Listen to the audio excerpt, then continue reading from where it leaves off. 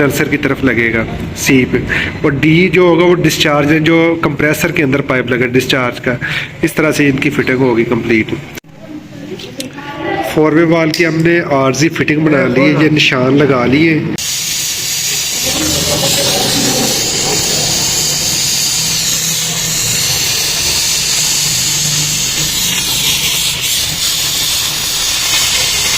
Pump on होने लगा है।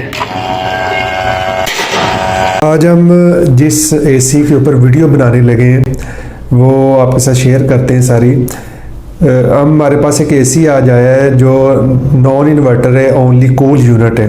उस एसी को हमने हीटिंग पर करना है क्योंकि आपको पता है कि एसी काफ़ी महंगे हो गए हैं और हर किसी की पहुंच में नहीं। तो जो उनके घरों में AC normal only cool AC लगे हुए हैं, तो कस्टमर कहते हैं कि यार हमें इन्हीं को हीटिंग पर कर दें, क्योंकि इस्लामाबाद में इस टाइम सर्दी का टेम्परेचर है वो काफ़ी हो गया है। सर्दी बहुत ज़्यादा, गैस की लोड शेडिंग है, गैस आ नहीं। तो हमारे पास एक एसी आया है जिसको हमने आज हीटिंग पर करना। मैंने आपको उसकी सारी चीज़ें मैं बताऊंगा कि वो एसी हीटिंग पर कैसे होता है। जो उसके अंदर एक वाल लगता है वो वाल काम कैसे करता है, ये आपके साथ सारी चीज़ें शेयर करेंगे। और वाल के बारे में मैं आपको बताऊंगा कि ये वाल काम कैसे करता है। जो उसका इंडोर का पीसीबी कार्ड होता है जिसको इलेक्ट्रॉनिक्स कार्ड भी कहा जाता है, वो उस कार्ड को भी हमने करवाना है हीटिंग पर। वो बल्कि हमने करवा ली है, वो भी मैं आपके साथ वो चीज़ शेयर करूँगा। और वो तो हमने क्योंकि एक इलेक्ट्रॉनिक्स से रिलेटेड वो था, तो जो इलेक्ट्रॉनिक्स स्पेशलिस्ट थे उनसे हमने उस कार्ड को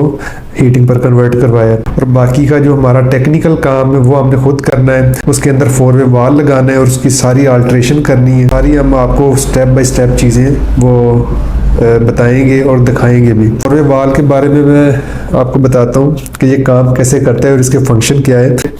इसके नीचे कैप लगे होते हैं ताकि इसके अंदर मिट्टी, डस्ट, कचरा वगैरह ना जाए, क्योंकि ये बड़ा ही सेंसिटिव सा होता है, बड़ा नाजुक। और ये लगाने उतना ही ये मुश्किल, इतना आसान नहीं है जितना इसको मुश्किल। अगर कोई किसी एसी के अंदर ये ख़राब हो जाए तो इसको ठीक करना, अब आप उसको निकाल के दूसरा लगा लेंगे, हर कोई बंदा बहुत जल्दी ईजीली कर लेता है। लेकिन जब इस कार्ड को, इस 4 वे वाल को, ये जो वाल है जो हीटिंग पर एसी को करता है, उसमें अल्ट्रेशन करने के लगाने के लिए ये काफ़ी टाइम लगता है और ठीक ठाक इसको टाइम चाहिए और बड़ी मेहनत होती है इसको लगाने के लिए। मैं ये भी बताता हूँ ये लगना कैसे है और इसकी ड्राइंग किस तरह हमने बनानी है, वो आपके साथ शेयर करूंगा। ये सबसे पहले मैंने कैप उतार ली है, स्टेप बाय स्टेप आपके साथ सारी चीज़ें बताता हूँ। ये इसके साथ एक कॉइल लगी होती है, जो कॉइल ये काम करती है। एक हल्का सा बिल्कुल स्क्रू लगा है, स्क्रू को आपने खोल लेना। जब आपने लगाने से पहले इसको खोल लेना है। अभी तो जस्ट मैं आपको समझाने के लिए ये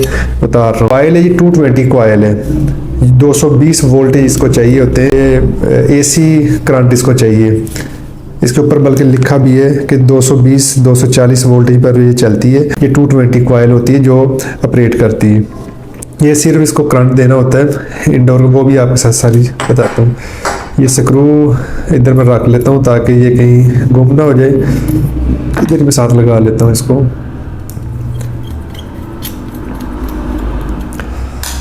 अच्छा जी, ये जो वाल है, ये वाल ने अपने आउटडोर में लगाना है। तो लगाना कैसे, इसके अंदर जो प्लंजर होते हैं जो वालों को चेंज करते हैं वो एक प्लास्टिक के होते हैं। प्लास्टिक को हल्की सी हीट पड़ जाए तो वो हीट होने की वजह से इनके जो वाल है वो बंद हो जाएगी, ये सुराख बंद हो जाएगा। बेसिकली गैस की सर्कुलेशन होनी है। ये कॉइल इधर लगती है, जब इसको करंट देते हैं ये जो कैपिलरी लगी, कैपिलरी के गैस के प्रेशर की वजह से वो चेंज करता है सर्कल को, उसने चेंज कर हीटिंग कूलिंग कन्वर्ट हो जाता है। होता क्या है, अक्सर लोग कहते हैं कि जो एसी है अगर उसमें हीट एंड कूल हो तो वो लोग कहते हैं ये शायद एसी इन्वर्टर है, हीट एंड कूल इन्वर्टर है। हीट एंड कूल कोई भी heat and cool AC inverter नहीं होता। इन्वर्टर जो एसी होते हैं वो डीसी, उनके अंदर कंप्रेसर लगे होते हैं, डीसी मोटरें होती हैं। लेकिन जो सबसे पहले एसी आ रहे थे वो एसी कंप्रेसर है, एसी मोटरें, उनके जितने भी कंपोनेंट, जितने भी पार्ट्स लगे हैं सारे के सारे एसी है। डीसी के अंदर 4 वे वाल्व जरूर लगाता है लेकिन हीट एंड कूल होता है, वो लहदा चीज है और ये लहदा चीज। मैं इसी की तरफ दोबारा आता हूँ। ये इसका जो ड्राइंग वो मैं आपके साथ शेयर करूंगा।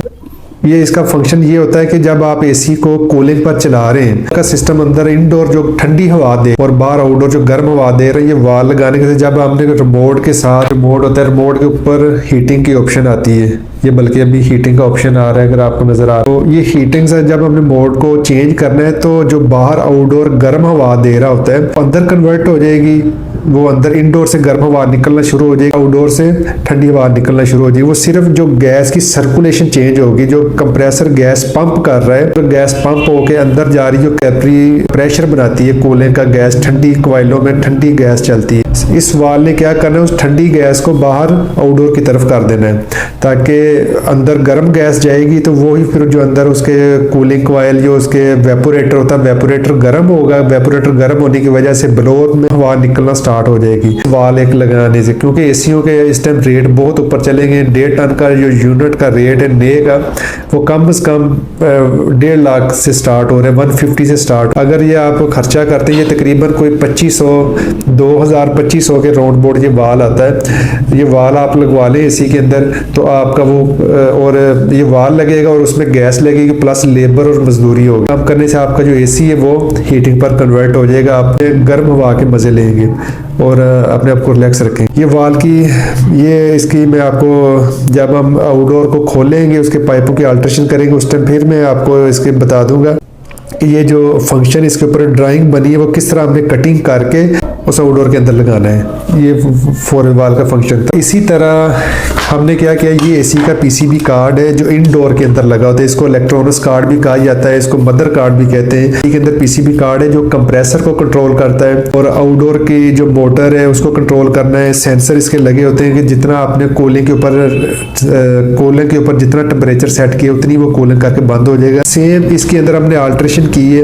ये 2 वायरें जो नजर आ रही हैं, एक रेड एक वाइट कलर की और ब्लैक कलर की, इनको हमने 4 वे वाल यानी कि एक काम ये होता है कि अक्सर टेक्नीशियन क्या करते हैं कि आउटडोर के अंदर ये वाल लगा दिया, वाल लगाने के बाद उसके जो वाल की ये न्यूट्रल तो डायरेक्ट देते लेकिन जो इसको फेस है सर के साथ लगाते हैं। जैसे एसी को ऑन करेंगे तो वो एसी हीटिंग करनी तो स्टार्ट कर देगा, उसकी सेफ्टियां काम नहीं कर रही होंगी। अगर आप उसको प्रॉपर तरीके से ये करवाना चाहते हैं, अगर आपने क्या करना है कि इसके अंदर ये जो इलेक्ट्रॉनिक स्पेशलिस्ट हैं जो पीसीबी कार्ड समझते हैं, आप उनके साथ रब्ता करेंगे तो वो आपको ये करके देंगे, इसमें से तारे निकाल देंगे, इसकी प्रोग्रामिंग कर देंगे, प्रोग्रामिंग करके ये अलहदा से 2 तारे निकाल देंगे जिसको आपने 4 और फैन के ऊपर लगाना है। आपने क्या करना है कि रिमोट से मोड चेंज करना है। जैसे कोई भी एसी जो इन्वर्टर एसी जो सादा एसी वो मोड से जो कूलिंग हीटिंग का ऑप्शन आता है तो मोड से आपने हीटिंग का ऑप्शन चेंज करेंगे तो ऑटोमेटिकली ये हीटिंग पर चला जाएगा, तो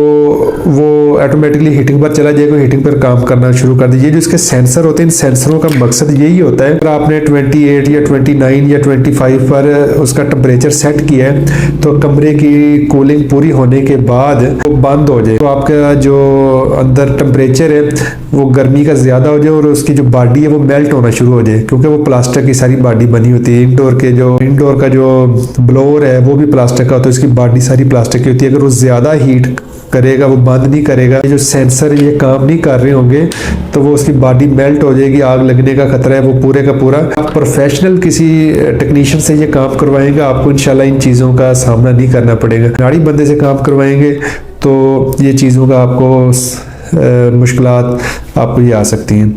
तो बाकी की जो अभी मैं वीडियो है वो एक हमने और बना, बल्कि इसी वीडियो में हम आपको बताएंगे कि अभी हमने आउटडोर की अल्ट्रेशन करनी है कि इस वाल को उसके अंदर जगह इसकी कैसे बनानी है, इस वाल की उसके अंदर जगह कैसे बनानी है, बना के इसको वेल्डिंग हमने कैसे करना है, ये सारी चीज़ें मैं आपके साथ शेयर करूँगा। और उसके अंदर जगह नहीं बन रही तो हमने किस तरह इस वाल को लगाना है। हमने पहले भी एक वीडियो बनाई है जिसमें वाल लगाया और लगा उस एसी को हीटिंग पर किए, अभी आज फिर बनाएंगे। तो आप हमारे साथ इस वीडियो में रहिएगा तो इंशाल्लाह आपको बहुत सारी चीज़ें सीखने को मिलेगी।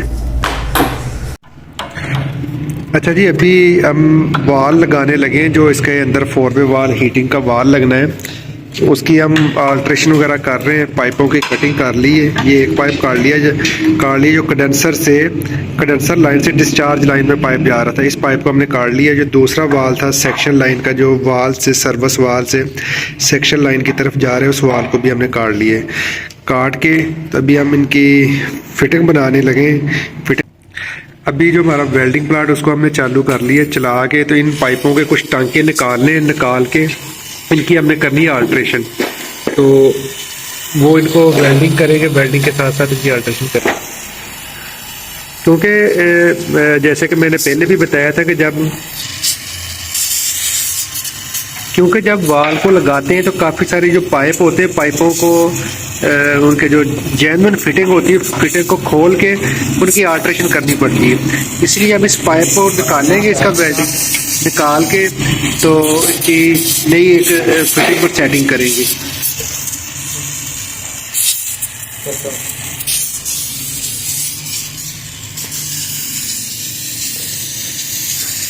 ये जो पाइप है निकल आया है, पाइप को हमने यहाँ से निकाल लिया, निकाल के अब इसकी अल्ट्रेशन करें। उमर भाई जो है वो कापर पाइप को बेंड कर रहे हैं, जो हमने 4 वे वाल और प्लस आगे पाइप को वेल्ड करने वो स्प्रिंग बैडल डाल के उसको वेल्ड कर रहे हैं। और जो सफियान भाई हैं वो ट्यूब कटर के साथ पाइप को कटिंग कर रहे हैं। पाइप सारा हाथों में उसने पकड़ा हुआ ताकि नज़र नहीं आ रहा कुछ भी। अच्छा जी, अल्हम्दुलिल्लाह हमने जो पहला वाल का पाइप था ना, ये हमने पहला पाइप का वेल्ड कर लिया इसको, पीस को। ये जो एल की वाल की तरफ से पाइप जा रहा है ना, वो हमने लगाया है ये इधर एल की वाल की तरफ। जो सबसे पहले वो ये ई की तरफ लगा है पाइप, और जो एस, जिधर एस लिखा हो ये सेक्शन लाइन लगेगी, यानी कि जो कंप्रेसर की तरफ पाइप जा रहा है वो सेक्शन लाइन की लगेगी। और सी जिधर ये कंडेंसर, ये जो कंडेंसर से पाइप निकल रहा होगा वो कंडेंसर की तरफ लगेगा सी पे। और डी जो होगा वो डिस्चार्ज है, जो कंप्रेसर के अंदर पाइप लगा डिस्चार्ज का। इस तरह से इनकी फिटिंग होगी कंप्लीट। 4 वे वाल की हमने आरजी फिटिंग बना ली है, ये निशान लगा लिए पेंसिल के साथ, निशानों का हमने लगा लिए। लगा के तो अभी हम ये इसके टांके लगाने लगे हैं।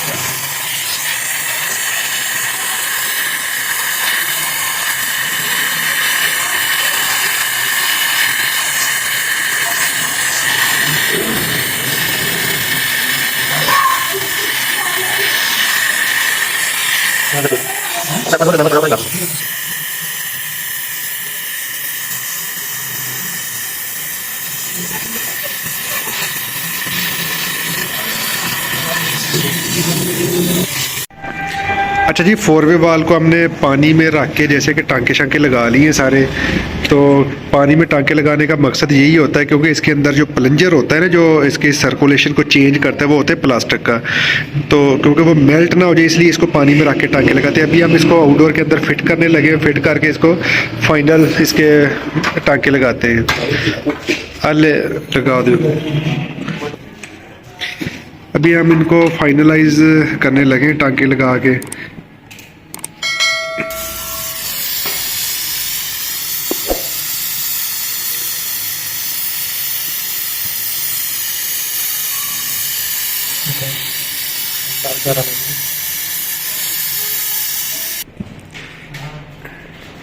अच्छा जी, अभी अल्हम्दुलिल्लाह जो हमारा 4 वे वाल था ना, जो एसी को हीटिंग पर करता, वो हमने लगा लिए। ये 4 वे वाल लग गया, इंस्टॉल हो गया सारा।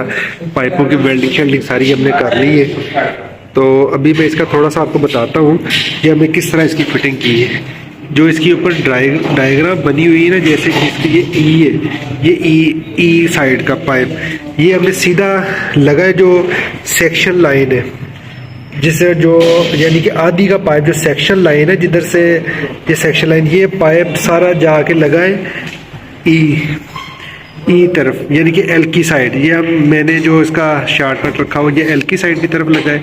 जो सेंटर की लाइन है ये एस, इसके ऊपर एस लिखा हुआ है, ये सेक्शन लाइन है। जो हमने एल की तरफ से, यहाँ से इस जगह से हमने पाइपों को काटा था, इस जगह से काटा था आपस में, लेकिन वो सेक्शन की ये जो सेंटर वाला है, एस लाइन जो है जिसके ऊपर एस लिखा हुआ है, ये एस वाला जा रहा है सेक्शन लाइन की तरफ, जो रोटरी कंप्रेसर के कार्बोरेटर में लगा हुआ है, ये सेक्शन लाइन की तरफ जा रहा है। और सेकंडली, और अगला जो सी लाइन है, सी ये जा रहा है कंडेंसर को। ये देखें, ये जो सी लाइन का तीसरा पाइप है, ये कंडेंसर की तरफ जा रहा है, ये ऐसे, ये कंडेंसर के अंदर जा रहा है। और फिर जो कंडेंसर का, और हमने इस जगह से ये पाइपों को आपस में डिस्कनेक्ट किया था, काटा था, वो जो ये 4 वे वाल्व पर डी लिखा हुआ है, जो डी लिखा है, डी को हमने डिस्चार्ज लाइन की तरफ लगा दिया।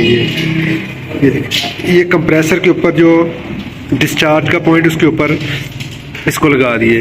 ये इस तरीके से ये वाल लगता है, इस तरीके से ये वाल लगता है। और अभी हम इसको चला के हमने इसमें प्रेशर भर के लीक टेस्ट की है कि लीकेज तो नहीं है किसी जगह से। ये इसके अंदर प्रेशर भरा हुआ है, हमने 200 PSI का प्रेशर भर दिए। अब हम चेक करेंगे इसके अंदर कोई लीकेज तो नहीं है किसी किस्म की। तो वो इंडोर के साथ इसके गैस भी इसके अंदर वैक्यूम करके गैस भी इसके अंदर चार्ज करेंगे, और इसको हीटिंग और कूलिंग दोनों पर चला के आपको चेक करवाते हैं टेम्परेचर मीटर से। आउटडोर का हमने रख लिया अपनी जगह पर। इंडोर के साथ लगा ली इसको। इसके अंदर हमने गैस चार्ज करनी है, वैक्यूम करने लगे हैं। वैक्यूम पंप ऑन होने लगा है। ये वैक्यूम पंप को हमने लगा दिया है। इसका करेंगे वैक्यूम यूनिट को वैक्यूम करके इसके अंदर गैस चार्ज करेंगे और हीटिंग कूलिंग दोनों पे चला के इसको आपको चेक करवाते हैं। ये तो नहीं है यार। वैक्यूम पंप के साथ हमने एसी को वैक्यूम कर लिया है। ये अगर अभी आप सुई देख सकते हैं, इसकी बिल्कुल ज़ीरो पर आ गई है। और कनेक्शन वगैरह हमने सारे कर लिए। ये 4 वे वाल की तारें हैं, इसको अभी हमने फ़िलहाल छोड़ दिया। आरजी चला के चेक करेंगे। ये 4 वे वाल है। तो 4 वे वाल को एक न्यूट्रल होती है, एक न्यूट्रल देनी है और एक फेस है। ये 220 चलता है 220 वोल्टेज पर। बाकी सारी वायरिंग शेयरिंग होगी। पाइप हमने आरजी लगा लिए, लगा के तो इसको आरजी इंडोर के साथ चेक करेंगे।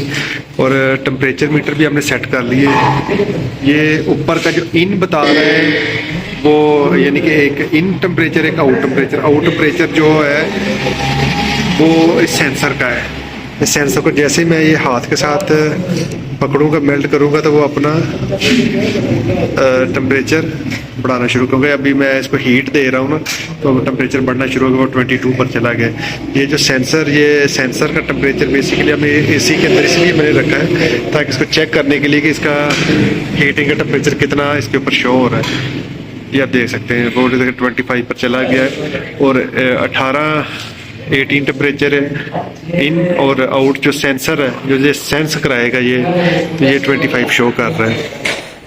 गैस का सिलेंडर लगा लिया है, गैस इसके अंदर चार्ज करने लगे हैं। अभी इसके अंदर गैस का प्रेशर खोल है तो 18 बता रहा है। एम्पेयर मीटर भी हमने लगा लिए। अभी ये स्टार्ट होता है तो देखते हैं।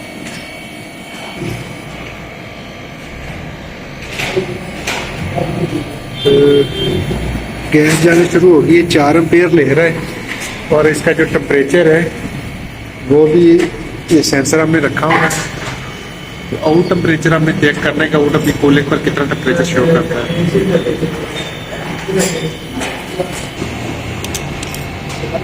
ये जो एसी है ये एसी है 1.5 टन का। और इसके जो अभी एम्पेयर ले रहा है ये 5 यानी 5 एम्पेयर, 5.5 एम्पेयर ले रहा है। और इसके अंदर जो गैस का प्रेशर है वो अभी इस टाइम है कोई 40 PSI इसके अंदर प्रेशर है। और ये इसके एम्पेयर और जो इसका टेम्परेचर है तकरीबन ये देखें 10 डिग्री ये नीचे आ गया। 3 डिग्री टेम्परेचर पर ये आ गया। यानी कि जब जिस टाइम हमने इसे एसी को मैंने ऑन किया था उस टाइम ये इसका टेम्परेचर 18 था और अभी ये 3 टेम्परेचर पर आ गया है। और एम्पेयर जो ले रहा है वो भी आपको बता दिया। अभी ये कूलिंग पर चला रहे हैं क्योंकि जब कोई भी एसी है उसके अंदर जब हमने गैस चार्ज कर ली होती है तो गैस उसके अंदर कूलिंग पर गैस चार्ज करते हैं।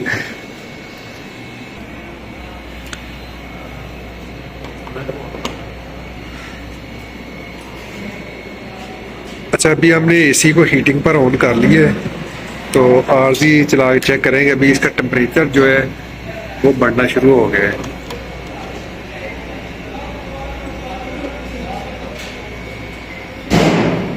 आपने देखा होगा जब हमने इसको ऑन किया हीटिंग पर उस टाइम इसका 5 टेम्परेचर था, यानी कि ये 5 डिग्री पर चल रहा था जब कूलिंग पर था। अभी जैसे जैसे ये हीट करेगा तो इसका टेम्परेचर बढ़ता जाएगा। ये जो इन टेम्परेचर अंदर का यहाँ का टेम्परेचर बता रहा है कि यहाँ पर जो इस कमरे में हाल में 19 टेम्परेचर है और जो आउट है वो 21-22। ये सेंसर हमने इसके आगे एसी के आगे सेंसर लगाया है। इस सेंसर की मदद से बताएगा कि इसका अभी कहाँ तक जाता है टेम्परेचर। कूलिंग भी आपने देख ली काफ़ी। और ये इसके एम्पेयर है 5 एम्पेयर पे जा रहे हैं और जो गैस का प्रेशर है